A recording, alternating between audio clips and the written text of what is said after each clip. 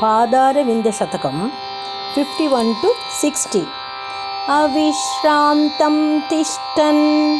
अकृतकवचकन्दरपुटी कुटीरां तः प्रौढं नखरुचिसटालीं प्रकटयन् प्रचण्डं खण्डत्वं नयतु मम कामाक्षि तरसा तमो वेतण्डेन्द्रं तव चरणकण्ठीरवपतिः पुरस्तात् कामाक्षी प्रकररसमाखण्डलपुरी पुरन्द्रीणां लास्यं तव ललितमालोक्य शनकैः नखश्रीभिः स्मेरा बहुवितनुते नूपुररवैः चमत्कृत्याशङ्के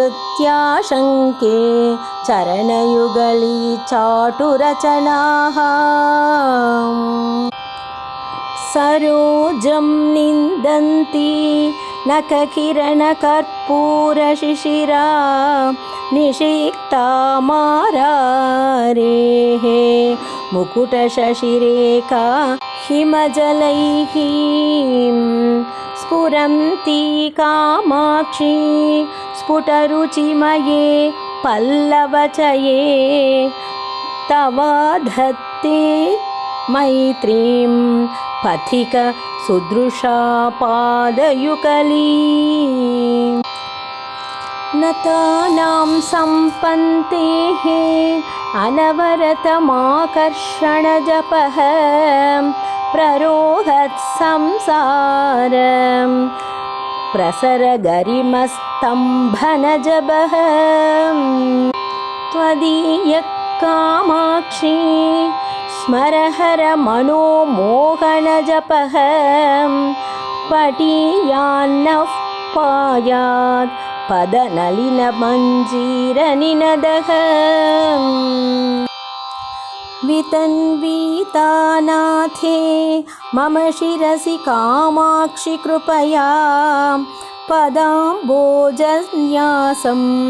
पशि परिभृढ प्राणदयिते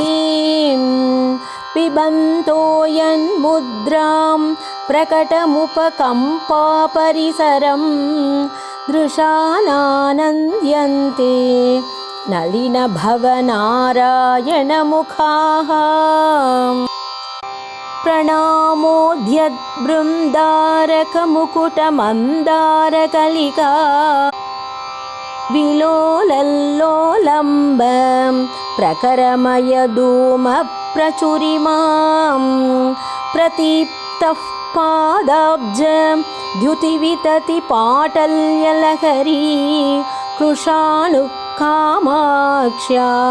मम दहतु संसारविपिनम्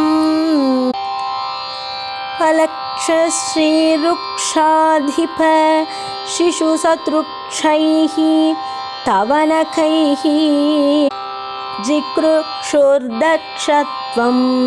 सरसिरुगभिक्षुत्वकरणे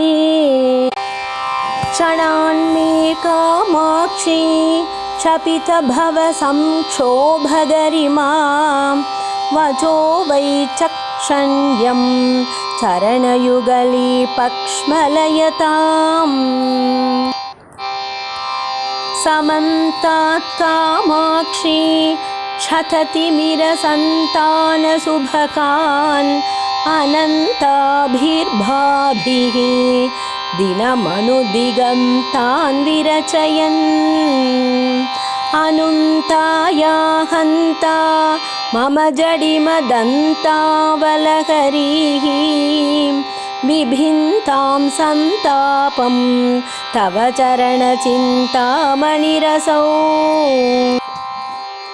दधानो भास्वत्ताम् अमृतनिलयो लोहितवपुः विनम्राणां सौम्यः गुरुरपि कवित्वं च कलयन् गतौ मन्दो गङ्गाधर मगिषि कामाक्षि भजतां तमः केतुर्मातः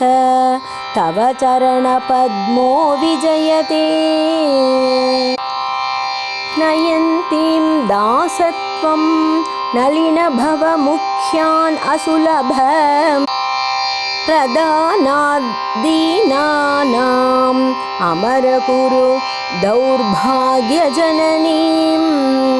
जगज्जन्मक्षेम